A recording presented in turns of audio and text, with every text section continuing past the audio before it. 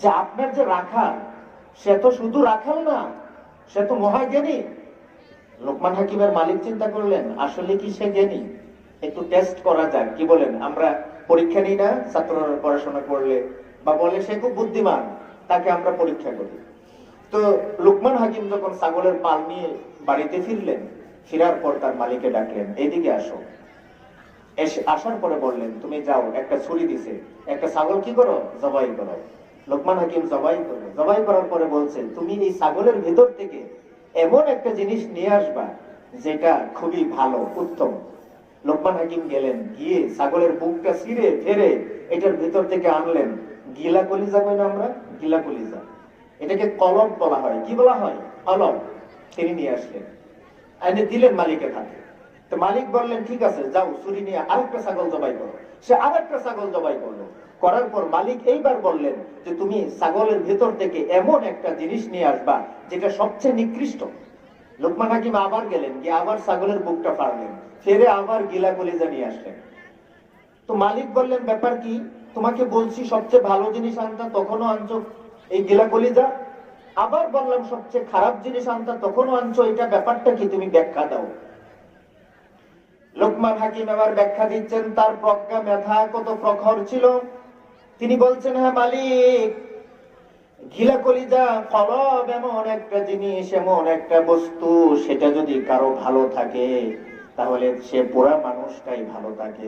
ইন্নাল হামদুলিল্লাহি নাহমাদুহু ওয়া নাস্তাঈনুহু ওয়া নাস্তাগফিরুহু ওয়া নু'মিনু বিহি ওয়া নাতাওয়াক্কালু আলাইহি ونعوذ بالله من شرور أنفسنا ومن سيئات أعمالنا من يهد الله فلا مضل له ومن يضلله فلا هادي له ونشهد أن لا إله إلا الله وحده لا شريك له ونشهد أن سيدنا وحبيبنا ومولانا محمدا عبده ورسوله الذي أرسله بالحق بشيرا ونذيرا وداعيا إلى الله بإذنه وسراجا منيرا أما بعد فقد قال الله تعالى في كلامه المجيد والفرقانه الحميد أعوذ بالله من الشيطان الرجيم بسم الله الرحمن الرحيم وإذ قال لقمان لابنه وهو يعظه يا بني لا تشرك بالله إن الشرك لظلم عظيم وقال الله تعالى في شان حبيبه ومحبوبه مخبرا وآمرا إن الله وملائكته يصلون على النبي يا أيها الذين آمنوا صلوا عليه وسلموا تسليما نماز درود بوي اللهم صل على محمد وعلى آل محمد كما صليت على إبراهيم وعلى آل إبراهيم إنك حميد مجيد اللهم بارك على محمد وعلى آل محمد كما باركت على إبراهيم وعلى آل إبراهيم إنك حميد مجيد নোয়াপাড়া দক্ষিণহাটি মামুদজান বাড়ি জামে মসজিদ কর্তৃক আয়োজিত ইসলামী মহাসম্মেলনের সম্মানিত সভাপতি, প্রধান মেহমান, বিশেষ মেহমান এবং অন্যান্য ওলামায়ে কেরাম, আমার পূর্বে আপনারা সুন্দর কথা শুনতেছিলেন। তো বিদেশি মেহমানরা যেহেতু কথা বলবেন, আমরা ভূমিকায় বেশি লম্বা না করে সংক্ষেপে কিছু কথা আপনাদের সামনে আমি উপস্থাপন করার চেষ্টা করব ইনশাআল্লাহ। তো সর্বপ্রথম আমরা আল্লাহ সুবহানাহু ওয়া তাআলার দরবারে শুকরিয়া আদায় করি যে আল্লাহ রাব্বুল আলামিন আজকের এই সময়ে আমাদেরকে গাফেল না রেখে, গাফেল বুঝেন তো, যারা মাহফিলে আসে নাই তারা কি গাফলতির মধ্যে আছে না, অথবা আসবে না, এশার নামাজও পড়ে নাই, ফজরের নামাজও পড়বে না, মুয়াজ্জিন কিন্তু হাইয়া আলাস সালাহ হাইয়া আলাল ফালাহ বলতেছে। ওই রকম গাফেলদের অন্তর্ভুক্ত না করে যে রব্বুল আলামিন আমাদেরকে এরকম দ্বীনি মজলিসে, জান্নাতের বাগানে আসা বসা, শরীক হওয়া, কিছু বলা এবং শোনার তৌফিক দিয়েছেন, আমরা সেই মহান মনিবের দরবারে কালিমাতুশ শুকর আদায় করি, সকলে পড়ি আলহামদুলিল্লাহ। আমরা সবাই ভালো আছি তো ইনশাআল্লাহ? জি আলহামদুলিল্লাহ ভালো আছি। তো আপনাদের সামনে আমি সূরা লোকমান, কোরআনুল কারীমে কয়টি সূরা? 114। আমরা জানি তো ইনশাআল্লাহ 114টি সূরা। এর মধ্যে সূরা লোকমান নামে আল্লাহ পাক একটি সূরা নাযিল করেছেন। এই সূরার 13 নম্বর আয়াত আপনাদের সামনে উপস্থাপন করেছি। এর আলোকে কিছু কথা বলবো, আল্লাহ পাক যেন তৌফিক দান করেন। গতকাল মাদ্রাসার মাহফিলে যারা ছিলেন, আমি একটা বিষয় নিয়ে কথা বলছিলাম, জ্ঞান অর্জন, ইলম অর্জন। আপনারা অনেকে ছিলেন, কিন্তু এটা ভালো করে সময়ের অভাবে শেষ করতে পারি। আজকে যে আয়াত তেলাওয়াত করেছি, এই আয়াত এবং এই আয়াতের প্রেক্ষাপট, এই আয়াতের বিষয়, এই সম্পর্কে জ্ঞান অর্জন করাও ফরজ। আমাদের সবার ঈমান আছে, কি বলেন? আমরা ঈমানদার, কারো কিছু কম, কারো বেশি, কারো বেশি বেশি, এরকম অবস্থার মধ্যে আমরা আছি। কারো আছে খুব আদনা, সামান্য আছে। তো সেই ঈমানকে হেফাজত করার জন্য ইলম অর্জন জরুরি। গতকালকে বলছিলাম, আজকে যেই সব ইলম ঈমানকে বাঁচানোর জন্য জরুরি, এর মধ্যে অন্যতম আরেকটা বিষয় হচ্ছে শিরিক সম্পর্কে জ্ঞান অর্জন করা। কি সম্পর্কে ভাই? শিরিক। আমরা বোঝার চেষ্টা করব। তাওহীদ আর শিরিক দুটা হচ্ছে দুদিকে। তাওহীদ হচ্ছে আল্লাহর দিকে, কি বলেন? এটা হচ্ছে জান্নাতীদের পতাকা, আর শিরিক হচ্ছে শয়তানের পতাকা এবং এটা জাহান্নামের ঠিকানা। আমরা যদি খুব বিচক্ষণ ভাবে চিন্তা করে এই সূরা লোকমানের 13 নম্বর আয়াতের আলোকে শিরিকের ধারণা গ্রহণ করতে পারি, তাহলে ইনশাআল্লাহ আমাদের ঈমানকে শিরিক থেকে হেফাজত করতে পারব। আপনাদের জ্ঞাতার্থে আগে একটু বলে রাখি, ঈমান ভঙ্গের 10টি কারণ আছে, প্রধান 10টি কারণ। যেই 10টি কারণ সংগঠিত হলে একজন মানুষের ঈমান থাকে না, নষ্ট হয়ে যায়। এর মধ্যে অন্যতম একটি কারণ হচ্ছে শিরিক। অন্যতম কারণ কি? শিরিক। বন্ধুগণ আমার, এই জন্য সূরাতুল লোকমানের 13 নম্বর আয়াতে লোকমান হাকিম তার ছেলেকে নসিহত করতেছেন।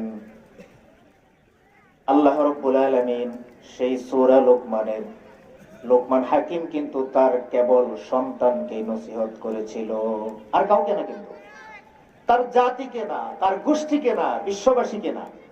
লোকমান তার ছেলেকে উপদেশ দিচ্ছিল। চিন্তা করেন কখন সেটা? হাজার হাজার বছর আগের কথা।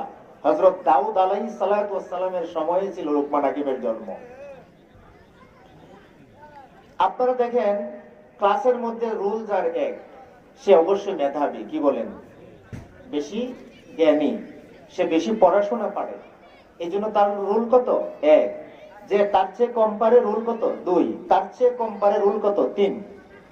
লোকমান হাকিম এখানে অনেকগুলো নসিহত করেছেন, উপদেশ দিয়েছেন তার সন্তানকে, কিন্তু সবার আগে সর্বপ্রথম যে নসিহতটি করেছেন সেটা হচ্ছে শিরিকের নসিহত।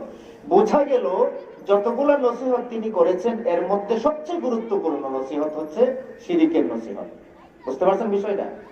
এখন আগে একটু লোকমান হাকিম সম্পর্কে আমরা একটু জেনে নিই। লোকমান হাকিম আসলে কে? অনেকে বলেছেন তিনি নবী ছিলেন, তবে বেশিরভাগ উলামায়ে কেরামের কথা হচ্ছে উনি একজন জ্ঞানী প্রজ্ঞাবান ব্যক্তি ছিলেন। তিনি রাখাল ছিলেন। কি ছিলেন ভাই? রাখাল। প্রথম ছিলেন তিনি দাস। কি ছিলেন? দাস। তখন দাস প্রথা ছিল। তিনি শুধু নিজে দাস না, তাফসিরে এসেছে তার বাবাও দাস ছিল, মানে দাসের ঘরে দাস। বুঝতে পারছেন তো? তারপরে তিনি সেখান থেকে বেরিয়ে এসে রাখালি শুরু করলেন এক মালিকের আন্ডারে, ছাগল চড়াইতেন মাঠে। তারপরে তিনি সেখান থেকেও রিলিজ নিয়ে কাঠ মিস্ত্রি, ফার্নিচার বানায় না আমাদের, ফার্নিচার মিস্ত্রির কাজ করেছেন। সর্বশেষ তার মেধা প্রজ্ঞা বিচার করে দাউদ আলাইহিস সালাতু ওয়াস সালামের সময়ে তাকে বিচারপতি নিয়োগ দেওয়া হয়েছিল। বলি সুবহানাল্লাহ। কোত্থেকে কই গেছে দেখছেন? হ্যাঁ, দাস থেকে পরে বিচারপতি। এমনিতে হয়ে গেছে নাকি? জ্ঞান ছিল, মেধা ছিল।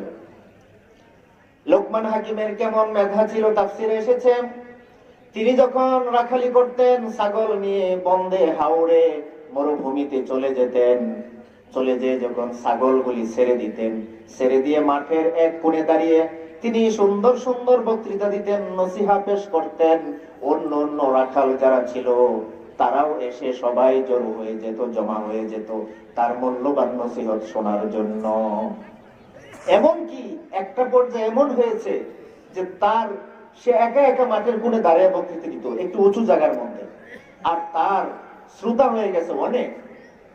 তো একদিন না একদিন এই খবর পৌঁছে গেল তার মালিকের কাছে যে আপনার যে রাখাল, সে তো শুধু রাখাল না, সে তো মহাজ্ঞানী।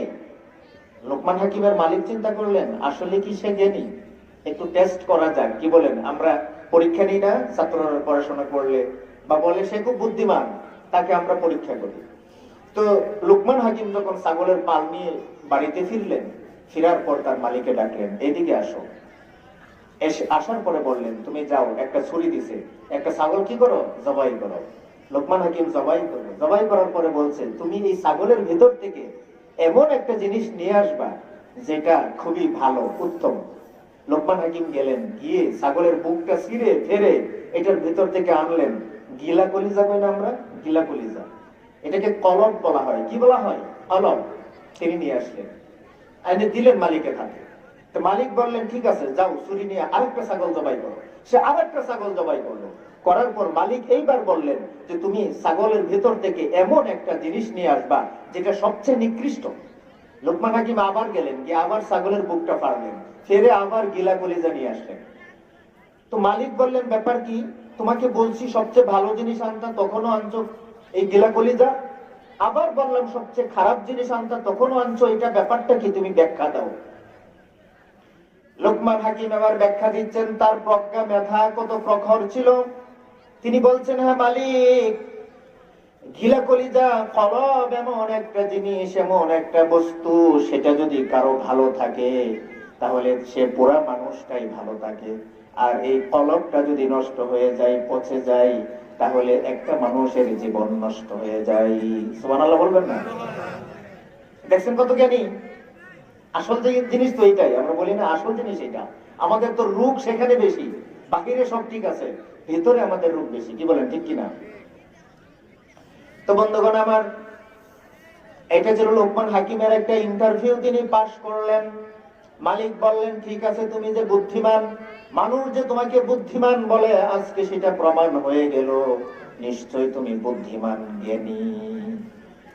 এই জন্য কলবের ব্যাপারে রব্বুল আলামিন বলেন, ওয়ালাকাদ যারানা লিজাহান্নামা কাসীরাম মিনাল জিন্নি ওয়াল ইনস লাহুম কুলুবুন লা ইয়াফকাহুনা বিহা ওয়া লাহুম আ'য়ুনুন লা ইউবসিরুনা বিহা ওয়া লাহুম আযানুন লা ইয়াসমাউনা বিহা উলাইকা কাল আনআমি বাল হুম আদাল উলাইকা হুমুল গাফিলুন। সবাই বলে আল্লাহু আকবার।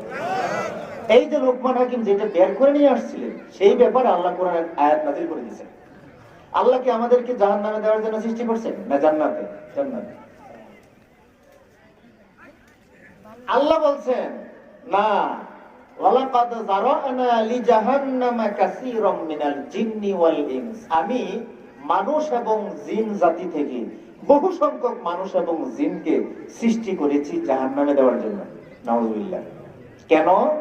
তাদের কলব আছে। এই যে লোকমান হাকিম কলব নিয়ে আসছে, এই কথা এখানে আল্লাহ বলছেন।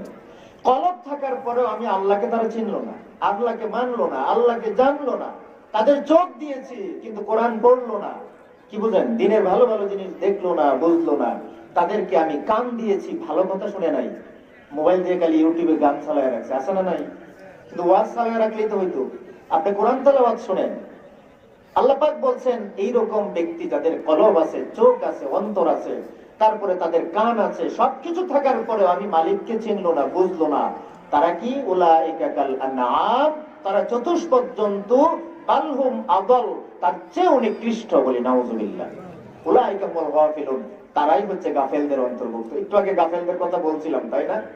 অনেকে বলছে মাইকের আওয়াজ তো বাড়িতে আসতেই আছে, আমাদের আর ওয়াজে যাওয়া দরকারটা কি? কি বলেন? আছেন এরকম অনেক মা বোন কিন্তু চলে আসছে, আলহামদুলিল্লাহ। আমি আহ্বান জানাবো, দূর দূরান্ত থেকে মেহমান চলে আসছেন, আশেপাশের মহল্লার যারা আছেন সবাই মাহফিলে চলে আসুন। তাহলে বন্ধুগণ আমার, এই লোকমান হাকিম সম্পর্কে আমরা একটু জানলাম, বেশি জানার সময় নেই। এখন লোকমান হাকিম প্রথম যে নসিহত করেছেন তার ছেলেকে, সেই নসিহতটা কি? লোকমান হাকিম বলছেন, দেখেন লোকমান হাকিম তার ছেলেকে শুধু নসিহত করছিল, বলছিলাম না আগে, কোন জাতিকে করে নাই, তার গোষ্ঠীকে, তার আত্মীয় স্বজনকে, কোন নবীর কওমকে করে নাই, শুধু তার সন্তানকে নসিহত করেছিল। রব্বুল আলামিন লোকমান হাকিমের সেই নসিহত তার কাছে এত পছন্দ হয়েছে, হাজার হাজার বছর পরে লোকমান হাকিমের সেই নসিহত গুলাকে একসাথে করে একটি সূরা আকারে আমরা উম্মতে মুহাম্মদের জন্য নাযিল করে দিয়েছে। বলি সুবহানাল্লাহ। তিনি কেমন জ্ঞানী ছিলেন, তার কথা আল্লাহর কাছে এত পছন্দনীয় যে আল্লাহ পাক তার নামে একটি সূরা দিয়ে দিয়েছেন এবং সূরার মধ্যে ধারাবাহিকভাবে এই নসিহতগুলো তুলে ধরেছেন। এর মধ্যে আল্লাহ বলছেন, ওয়া ইয ক্বালা লুকমানু লিবনিহি, স্মরণ করো সেই সময়ের কথা যখন তার লোকমান তার ছেলেকে নসিহত করছিল, বলছিল, ইয়া বুনাইয়া লা তুশরিক বিল্লাহ, হে আমার কলিজার টুকরা, আদরের কলিজার টুকরা, তুমি আল্লাহর সাথে কাউকে শরীক করবে না। কি বলছে? আল্লাহর সাথে কাউকে শরীক করবে না। যদি আল্লাহর সাথে কাউকে শরীক করো, ইন্নাশ শিরকা লাযুলমুন আযীম, নিশ্চয়ই শিরক হচ্ছে বড় ধরনের জুলুম, অন্যায়। আল্লাহর সাথে কাউকে শরীক করা যাবে না। এখন আমরা শরীক করি কিনা বলেন? করি, কিন্তু জেনে না জেনে, কিছু বুঝে না বুঝে আল্লাহর সাথে আমরা অংশীদার স্থাপন করি। আল্লাহ পাক জানেন আপনার আমার সমস্ত গুনাহ আল্লাহ পাক মাফ করে দিতে প্রস্তুত, যদি আপনার আর আমার আমলনামায় শিরকের গুনাহ না থাকে। বলি সুবহানাল্লাহ। আল্লাহ রাব্বুল আলামিন বলেন, ইন্নাল্লাহা লা ইয়াগফিরু আন ইউশরাকা বিহি ওয়া ইয়াগফিরু মা দুনা যালিকা লিমান ইয়াশা। তিনি বলেছেন, নিশ্চয় আমি শিরকের গুনাহ ক্ষমা করব না। আমার সাথে যদি তোমরা অংশীদার স্থাপন করো, আমি আল্লাহর ক্ষমতার সাথে অন্য কারো ক্ষমতা যদি মিলাইয়া নাও, মনে করো আমি আল্লাহও পারি, অন্য কেউ পারে, আমি আল্লাহ দেই, অন্য কেউ দিতে পারেন, এরকম যদি মনে করো, তাহলে এই গুনাহ আমি কখনো ক্ষমা করব না। আর কি তিনি শেষে বলেছেন, এখানে অনেক কঠোরতা অবলম্বন করেছেন, ইন্নাল্লাহা লা ইয়াগফিরু আইয়ুশরাকা বিহি ওয়া ইয়াগফিরু মা দুনা যালিকা লিমান ইয়াশা। আয়াতের প্রথম অংশে আল্লাহ খুব কঠোর ভূমিকা পালন করেছেন, নিষেধ করেছেন, ধমক দিয়েছেন, আমার সাথে শিরিক করবে না। আর যদি শিরিক না করো, পাহাড় পরিমাণ, সমুদ্র পরিমাণ গুনাহ নিয়ে যদি আমি আল্লাহর দরবারে হাজির হয়ে যাও, শিরিক যদি না থাকে, আমি সব গুনাহ মাফ করে দিব। বলি সুবহানাল্লাহ। এখন শিরিক আমরা করি কিনা বলেন? একটু যাচাই আমরা করি নিজেদেরকে। আমরা এশার সালাত পড়ছি না, এখানে কিন্তু আমরা একটা আয়াত তেলাওয়াত করছি সূরা ফাতিহাতে। প্রথম যদি আসি, আলহামদুলিল্লাহি রাব্বিল আলামিন, আল্লাহকে, সমস্ত জগতের সৃষ্টি যিনি করেছেন, মালিক যিনি, তিনিই তো আল্লাহ, নাকি আর কি অধিপতি আছে? সকল ক্ষমতার উৎস কে? আল্লাহ। ইন্নাল্লাহা আলা কুল্লি শাইইন কাদির, রিজিক দেন কে? ইন্নাল্লাহু হুয়ার রাজ্জাকু যুল কুওয়াতিল মাতিন, তিনি রিজিক দেন। আমরা যদি মনে করি আল্লাহও রিজিক দেয়, আমার গাবি যেটা আছে সেটাও রিজিক দেন, অনেকে বলি হুজুর আমার এই গাইটা যদি না থাকতো 5-7 কেজি দুধ বাজারে বিক্রি করে সংসার চালাই, এই গাভী যদি না থাকতো আমার অবস্থা খারাপ হয়ে যেত, আমি চলতে পারতাম না। এরকম কথা আমরা বলে থাকি, অথচ এই গাভীর কোনো ক্ষমতা নাই। গাভীর বাম দিয়ে দুধ বের হবে, আল্লাহ যদি না চান বের হবে না। এরকম অনেক গাভী আছে না, বের হয় না। তারপরে আমরা যদি মনে করি আমার ব্যবসা দোকান যদি না থাকতো তাহলে আমি চলতে পারতাম না, তাহলে আল্লাহর প্রতি ইয়াকিন কমে যায়, ইমানের দুর্বলতা প্রকাশ পায়, শিরিক হয়ে যায়। আমি যদি মনে করি আমার চাকরি না থাকলে আমার সংসার চলতো না, এরকম মনে করলে শিরিক। এটা করা যাবে না। সামনে ঝড় তুফানের দিন আসতেছে, ঝড় তুফান গেলে মসজিদে গিয়ে, বাজারে চাষটলে গিয়ে গল্প করি, আমার যে পিলার গুলা বানাইছি খুব মজবুত করে, 4টা-5টা রড দিছি ভিতরে, এই শক্ত মজবুত পিলার যদি না বানাইতাম তাহলে এই খড় বাতাসে উড়ায় নিয়ে যাইতো। নাউজুবিল্লাহ বলেন। এই পিলারের ক্ষমতা আছে 20 তলা, 30 তলা, 100 তলা, 150 তলা বিল্ডিং শেষ হয়ে যায়। আল্লাহ পাক শুধু একটু ঝাঁকি দেয় মাঝে মধ্যে, তাই না? শেষ, ফিনিশিং। আল্লাহ পাক যুগে যুগে দেখায় দিছে এরকম করে। ক্ষমতা কার? আল্লাহ। কার কারো কোনো ক্ষমতা নাই। গেল এটা। নামাজ যখন আমরা পড়েছি, আমরা আরেকটা আয়াত তেলাওয়াত করেছি কিনা বলেন? ইয়াকা না'বুদু ওয়া ইয়াকা নাস্তাঈন। এই আয়াতটা সব সময় তেলাওয়াত করি। একটা মাসলা মনে রাখবেন, সূরা ফাতিহা নামাজে পড়া ওয়াজিব। একটা আয়াত ছেড়ে দিলে নামাজ হবে না। আপনি কেরাতের মধ্যে এক আয়াত পড়লেও কেরাত আদায় হয়ে যাবে, কিন্তু সূরা ফাতিহা 2-3 আয়াত 5 আয়াত পড়লেন, এক আয়াত বাকি থাকলো, নামাজ কিন্তু হবে না। সূরা ফাতিহা পরিপূর্ণ সম্পূর্ণটা পড়া ওয়াজিব।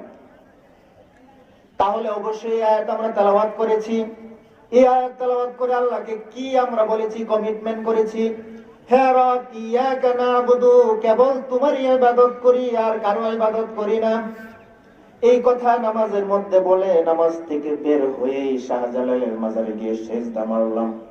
উত্তরদামপাড়া মাজার আছে নাকি নাই শাহজালাল, এখানে গিয়ে সেজদা মারলাম। এখানে খাসি নিয়ে গেলাম মানত করে, এখানে আমার বিবিকেও নিয়ে গেলাম, গিয়ে মাজারকে সেজদা দিচ্ছি, মোমবাতি জ্বালাচ্ছি। একটু আগে মাজারের সাথে যে মসজিদ আছে সেখানেই বলছে আল্লাহ তুমি ছাড়া আর কাউকে আমরা সেজদা দেই না, তুমি ছাড়া আর কারো ইবাদত করি না। কিন্তু এখান থেকে বের হয়ে ইবাদত করলাম গায়রুল্লাহ। কার ইবাদত করলাম? সেজদা আল্লাহ ছাড়া কারো সামনে দেওয়া যাবে না, মাথা নত করা যাবে না, কেবলমাত্র রব্বুল আলামিনের সামনেই মাথা নত করতে হবে। তারপরে আরেকটা শব্দ আমরা বলি ওয়া ইয়াকা নাস্তাঈন, শুধু তোমার ইবাদতই করি না, যা কিছু চাওয়ার সব তোমার কাছেই চাই। হাদিসে আসছে আপনার জুতার ফিতা ছিঁড়ে গেছে, এটাও আল্লাহর কাছে চান। সুবহানাল্লাহ। আপনি যদি ইয়াকিনের সাথে, ইতমিনানের সাথে, তাকওয়ার সাথে আল্লাহর কাছে চাইতে পারেন, বিশ্বাস করুন আল্লাহ আপনাকে দিবেই দিবে। আপনি চেয়ে দেখুন। আমরা তো চাই না, আগেই যাই মানুষের কাছে হাত পাতি, অমুকের কাছে হাত পাতি, এই জায়গায় যাই সেই জায়গায় যাই, পীর বাবার দ্বারা, খাজা বাবার দ্বারা, কত বাবার দ্বারা আমরা যাই। আরে বাবারই তো অবস্থা খারাপ হবে আসরের মাঠে, কি বলেন? নবীগণ সেদিন চিৎকার করতে থাকবেন, দৌড়াদৌড়ি করতে থাকবেন, অবস্থা খারাপ হয়ে যাবে। তারপরে আমরা কি করি? অনেকের কাছে যায় হাতের রেখা গনাই, আসলে এরকম রেখা দেখায় হাতের, হ্যাঁ রেখা দেখায়, আমরা এখানে ভাগ্য যাচাই করি, আমার ভাগ্যে কি আছে।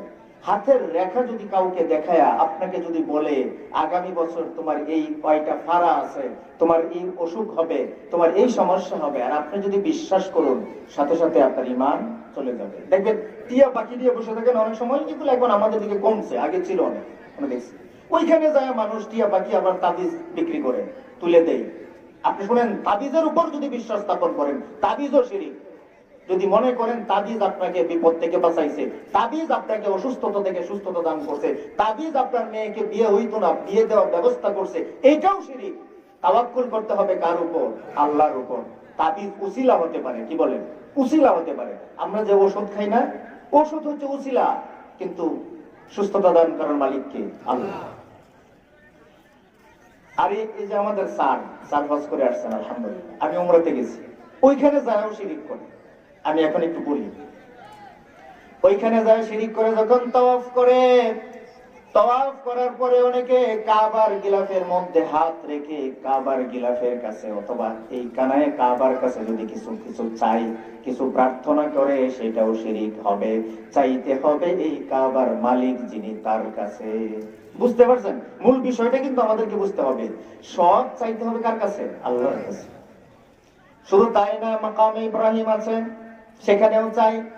শুধু তাই না, আমি দেখেছি রাসূল সাল্লাল্লাহু আলাইহি ওয়াসাল্লামের বাড়ি, যেটাকে বলা হয়ে থাকে, বর্তমানে হচ্ছে লাইব্রেরি করে রাখা হয়েছে, হলুদ রঙের একটা বিল্ডিং। স্যার দেখে এসেছেন আবু জাহেলের বাড়ি পার হয়ে একটু সামনে পাহাড়ের নিচে।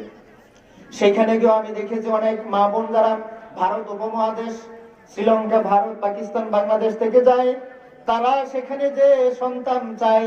পুলিশ তো সবসময় থাকে না, সিকিউরিটি সবসময় থাকে না। আমি নিজে গিয়ে কয়েকজন মহিলাকে ধরছি, তারা এখানে কিছু চাইতেছে। আমি বললাম এখানে চাওয়া যাবে না, চাইতে হবে আল্লাহর কাছে। তাহলে শিরিক হইলো কিন্তু, চিন্তা করেন। আচ্ছা, এটা বাদ দিল, চলে আসলো মদিনাতে।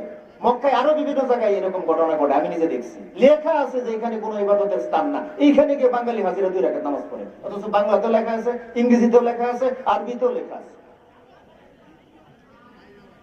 তারপরে মদিনায় যখন আসলো, মদিনায় আসার পরে সবার প্রাণ বেকুল হয়ে থাকে পেয়ারা নবী মুহাম্মদুর রাসূলুল্লাহ সাল্লাল্লাহু আলাইহি ওয়াসাল্লামের কবর জিয়ারতের জন্য। কি বলেন?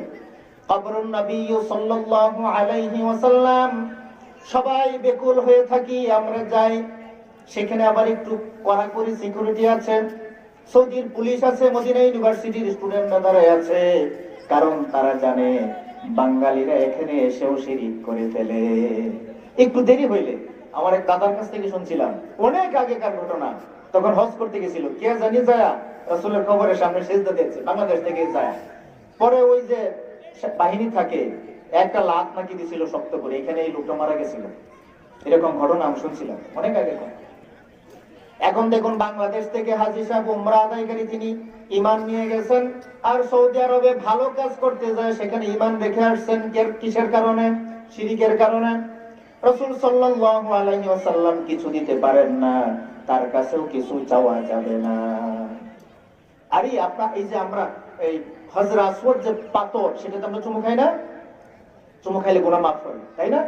অনেকে সৌভাগ্য হয়, অনেকে সৌভাগ্য হয় না। সেটার ব্যাপারে একজন সাহাবী বলেছিলেন যে, আমি উমর না উসমান আমার মনে নাই, তিনি বলছিলেন যে, হে হজর আসওয়াদ, তোমাকে আমি চুমু খাইতাম না যদি আল্লাহর রাসূল নির্দেশ না দিতেন। কারণ তোমার কাছে কোনো ক্ষমতা নাই, ক্ষমতা হচ্ছে তোমাকে আমাকে যিনি সৃষ্টি করেছেন তার কাছে। বলো ঠিক কিনা?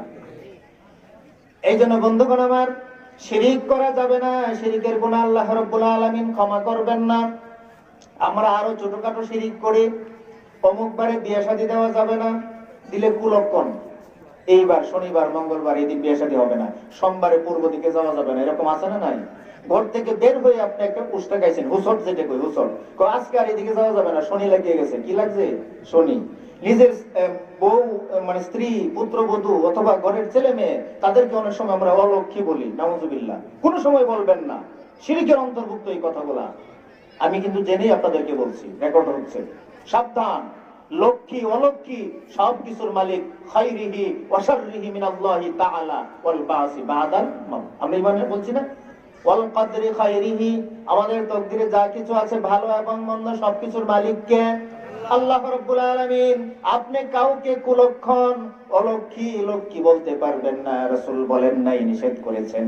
সাবধান, সাবধান, আপনার ছেলে হোক, মেয়ে হোক, আপনার স্ত্রী হোক, পুত্রবধূ হোক, কাউকে এই কথাগুলো কখনো বলবেন না। তারপরে এরকম আরো অনেক আমাদের শিরিক সমাজে চালু আছে।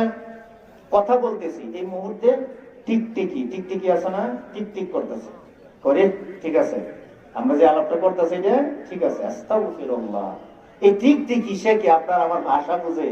মানুষ কত মূর্খ হলে পড়ে, কত জাহেল হলে পড়ে, এই কথাগুলো আমাদের সমাজে চালু আছে। আর বিয়ে শাদীর মধ্যে তো শিরিক আছে। এই জন্য বন্ধুগণ আমার, এগুলো থেকে আমাদেরকে হেফাজতে থাকতে হবে। এই জন্য লোকমান হাকিম প্রথম নসিহত তার সন্তানকে করেছেন, ইয়া বুনাইয়া লা তুশরিক বিল্লাহ ইন্নাশ শিরকা লাযুলমুন আযীম। তুমি শিরক করবে না আল্লাহর সাথে। আচ্ছা, শিরক করলে কি হয় এবার একটু জানি, কি বলেন? তাহলে বুঝতে পারবো। ঈমান চলে যায়। কি চলে যায়? ঈমান। শিরিক করা কত বড় পাপ, কত বড় অন্যায়, কত বড় জুলুম।